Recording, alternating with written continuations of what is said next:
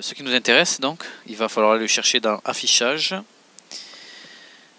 barre d'outils, et vous cochez donc contrôle de formulaire. Ça, c'est le petit outil qui va nous permettre donc de créer tous nos formulaires et tout ce qu'on veut faire avec Writer.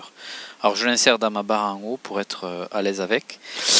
Et donc ce qui est le plus important avec ce programme, c'est donc le bouton ébauche de formulaire qu'il va falloir cocher et décocher pour prendre ou enlever le contrôle. Alors on commence avec la première chose, donc ce sera créer des cases à cocher. Alors les cases à cocher, ça peut être pratique lorsque vous faites une écoute ou vous créez un formulaire, enfin quoi que ce soit. Donc vous pouvez créer des cases à cocher. Évidemment, elles sont personnalisables à l'infini, donc profitez-en, hein, n'hésitez pas, vous pouvez tout changer. La couleur du fond, la police, la taille, etc., etc. Nous allons voir quelques exemples concrets.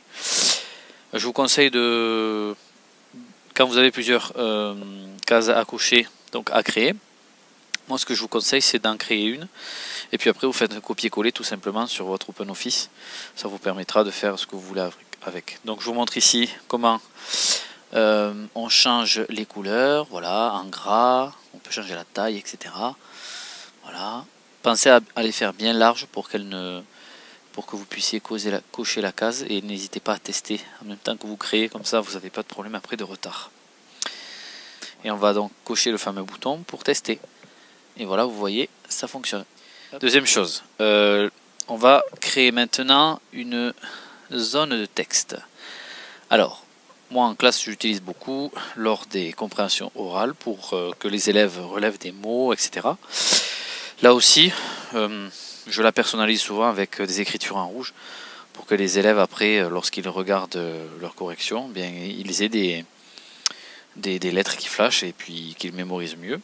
On doit pouvoir choisir donc la ligne unique ou plusieurs lignes quand vous descendez.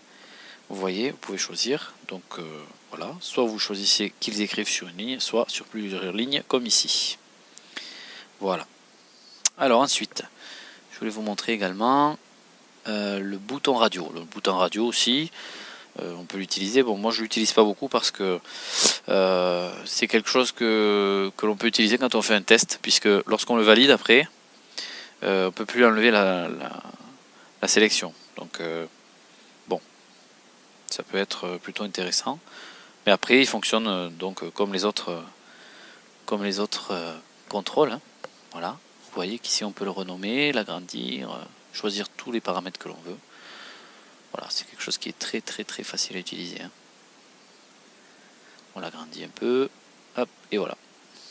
Donc je voulais vous montrer maintenant comment on crée une liste. Alors vous allez voir, une liste déroulante, c'est aussi très très simple.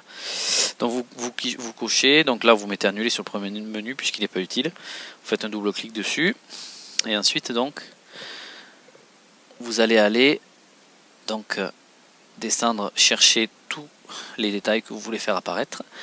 Vous allez donc entrer là dans entrée de liste, vous cliquez et vous entrez bleu. Alors pour faire descendre le curseur, il faut faire majuscule plus entrée, d'accord? Donc c'est la flèche qui va vers le haut sur votre clavier. Majuscule plus entrée à chaque fois que vous voulez faire. Redescendre en dessous. Vous pouvez choisir le fond, bien sûr. Voilà. Et choisir qu'elle soit déroulante. Ça c'est important, sinon ça ne fonctionnera pas. On va tester tout de suite. Hop. Et voilà. Ça marche. Donc pensez bien, hein, quand vous faites les entrées de liste, vous appuyez sur la flèche de votre clavier et entrez. Voilà.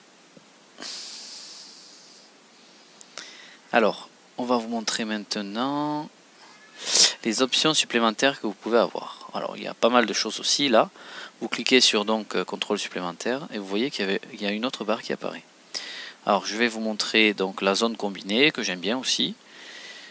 Donc voilà, vous faites apparaître ce petit menu, vous mettez les options que vous voulez, ou les réponses que vous voulez faire apparaître dans votre zone combinée. Donc moi j'ai choisi les couleurs, suivant. Donc soit vous choisissez d'avoir quelque chose qui est coché, ou moi je choisis de ne rien cocher à la base. Voilà, et ensuite vous donnez un nom à votre zone. Donc c'est le titre qui apparaîtra en haut de la zone. Ici en l'occurrence les couleurs. Et voilà. Vous désactivez pour tester. Et vous remarquez bien que ça fonctionne. Voilà, on coche, ça fonctionne parfaitement. Voilà.